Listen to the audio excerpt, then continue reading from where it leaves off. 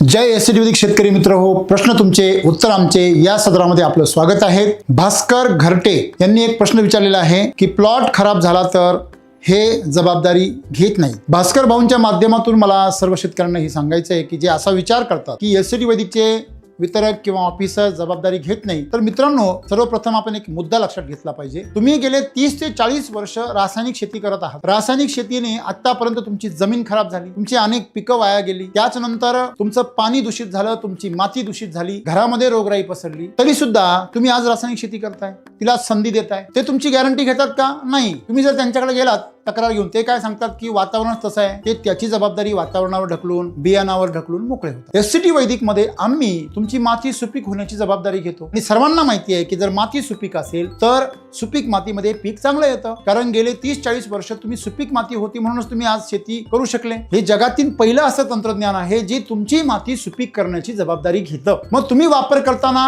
आम्ही पहिला basal dose हा मातीला सांगतो। तुम्ही तुमची माती किती नापीक केलेली आहे याचा अंदाज आम्ही घेऊ शकत नाही। तुम्ही माती परीक्षण करून त्याचा अभ्यास करू शकता आणि त्याचं गणित आम्ही तुमच्या समोर ऑलरेडी मांडलेलं आहे। तुमचा सेंद्रिय कर्ब जर 0.5च्या खाली असेल तर तुम्हाला कमीत कमी 3 बेसल डोस टाकतील। तुमचा सेंद्रिय कर्ब जर 1% पुढे असेल तर तुम्हाला 2 बेसल डोस टाकतील आणि तुमचा सेंद्रिय कर्ब जर 1.5च्या पुढे असेल तर एकाच बेसल डोस मध्ये तुम्हाला रिझल्ट मिळेल। आणि आज मराठवाड्यामधील काही भागांमध्ये, विदर्भामधील काही भागांमध्ये एकाच बेसल डोस मध्ये रिझल्ट येतोय। तेच तुम्ही जर पश्चिम महाराष्ट्रामध्ये आला तर तुम्हाला 3-3 बेसल डोस लागताय, कारण इथं वारंवार बारमाही पिकं घेऊन ही मातीचा कस आम्ही कमी केलेला आहे। सगळा खेळ हा सेंद्रिय कर्बाचा आहे आणि एसटी वैदिकच्या माध्यमातून आम्ही जमिनीचा सेंद्रिय कर्ब वाढवण्याच्या संदर्भामध्ये आपल्याला मदत करतो। आपण रासायनिक शेती ही पिकावर काम करणारी आहे, एसटी वैदिक शेती ही मातीवर काम करणारी आहे आणि माती सुपीक करण्याची जबाबदारी घेणारं तंत्रज्ञान आजपर्यंत जगामध्ये निर्माण झालेलं नाहीये आणि एसटी वैदिक हे माती सुपीक करणारं तंत्रज्ञान आहे आणि तुम्ही ती माती नापीक केलेली आहे